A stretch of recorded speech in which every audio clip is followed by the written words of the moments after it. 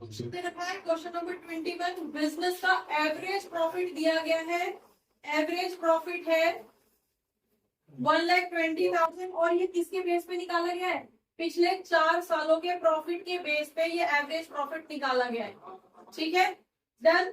अब normal rate of return, अगर हम नॉर्मल रेट ऑफ रिटर्न की बात कर रहे हैं तो वो आपको दे रखा है एट द रेट ऑफ 15%।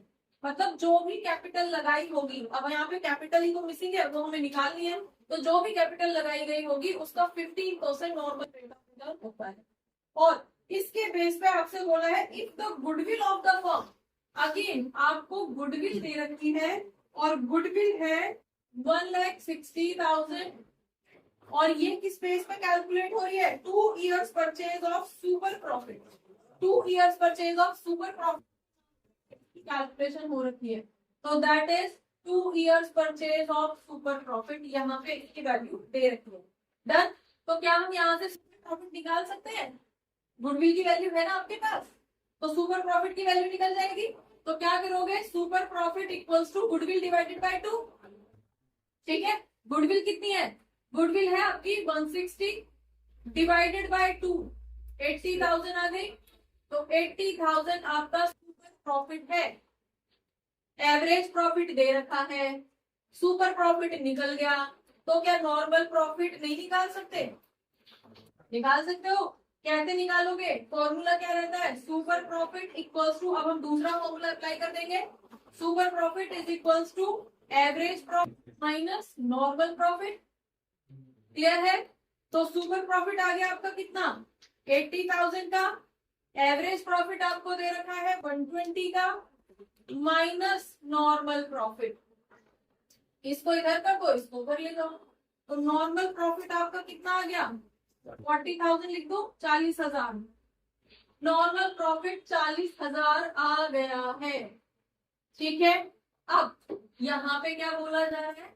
जो नॉर्मल रेट ऑफ रिटर्न है वो 15% है कैपिटल एम्प्लॉयड का। हम कैपिटल एम्प्लॉयड को एक्स मान लेते, हम मान लेते हैं कि कैपिटल जो एम्प्लॉय हुई है, कैपिटल एम्प्लॉयड का मीनिंग क्या है? कितना पैसा उसमें इन्वेस्ट हुआ है। अब वो 2 पार्टनर्स ने मिला के डाला है, 4 पार्टनर्स ने मिला के डाला है, या अगर हम सोल प्रोप्राइटरशिप की बात कर रहे हैं तो अकेले बंदे ने इतना कैपिटल उसमें इन्वेस्ट किया। पॉइंट इज कि कैपिटल कितना लगा।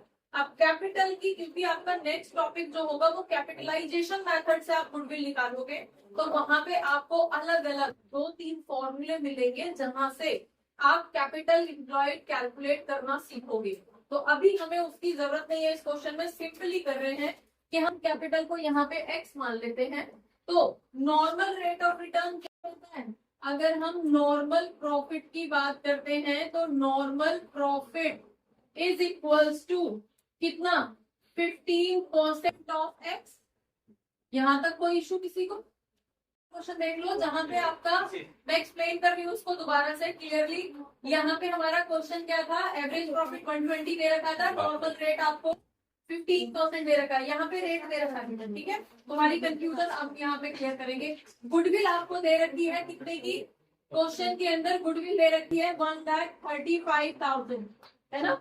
डन। और गुडविल किस बेसिस पे कैलकुलेट हो रही है? 3 years purchase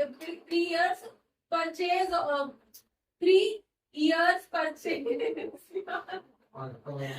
average super average profit. ठीक है, चलो फीलिंग्स को समझो, फीलिंग्स को।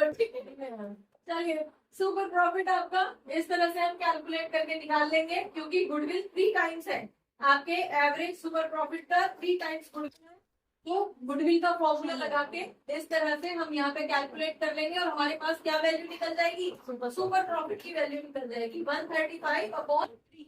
तो यहाँ पे हमारे पास जो सुपर प्रॉफिट की वैल्यू है वो 45,000 आ गई। अब सुपर प्रॉफिट क्या होता है? फॉर्मूला सुपर प्रॉफिट का, super profit to average profit minus normal profit. तो सुपर प्रॉफिट की वैल्यू हमारे पास है, दूसरी तरफ हमारे पास एवरेज प्रॉफिट की वैल्यू है, नॉर्मल वैल्यू नहीं है। नॉर्मल प्रॉफिट का रेट है मेरे पास, वो नहीं रख सकते हम यहाँ पे। तो यहाँ से हम क्या निकालेंगे? यहाँ से इन दोनों वैल्यूज को यूज करके हम नॉर्मल प्रॉफिट कैलकुलेट करेंगे। यहाँ तक क्लियर। अब आ गई है हमारे पास वैल्यू, ठीक है क्लियर। अब ये वैल्यू, अब तुम्हारा जो फॉर्मूला तुम बोल रहे हो उसको क्लियर कर लेते हैं पहले। यहाँ पे हमने क्या किया है, कैपिटल हमारा मिसिंग है। अब यहाँ पे हमारे पास नॉर्मल का रेट भी है, नॉर्मल प्रॉफिट का रेट भी है, और नॉर्मल प्रॉफिट की वैल्यू भी है। दोनों चीज हमारे पास यहाँ पे अवेलेबल है, ठीक है। तो हम जब हमारे पास दोनों चीज अवेलेबल है तो सिंपली हमें बोला गया है कि नॉर्मल रेट ऑफ रिटर्न 15% होता है। तो वही सिंपल मैथमेटिकल 6th क्लास का जो मैथमेटिकल फॉर्मूला लगा दो कि normal profit is equals to 15% of X, ठीक है। एक्स को हमने कैपिटल माना है, डन। अब जब ये 15% है, परसेंट हटेगा तो नीचे 100 आ जाएगा, ठीक है। तो 15/100 आ गया ऑफ एक्स। जब ये इक्वल्स टू के इधर जाएगा तो 100 चला जाएगा ऊपर, 15 आ जाएगा नीचे।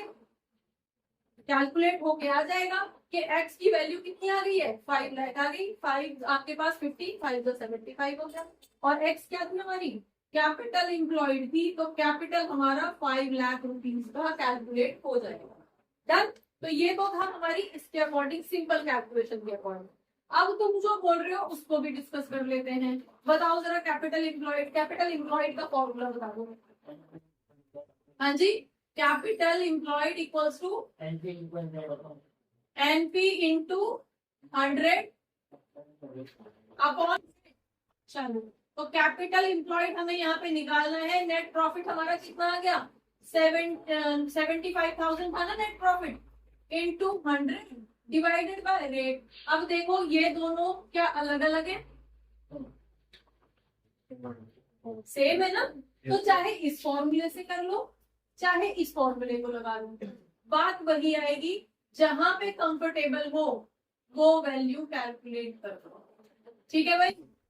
अब किसी को कोई कंफ्यूजन कि कैपिटल एम्प्लॉयड का फॉर्मूला ये होता है ये नहीं होता है, सिंपल आप लॉजिकली उस क्वेश्चन को समझो कि क्वेश्चन बोल क्या है। क्वेश्चन कह रहा है normal rate of return 15% of capital है, तो कैपिटल को एक्स मान के फटाफट से निकालो, डन।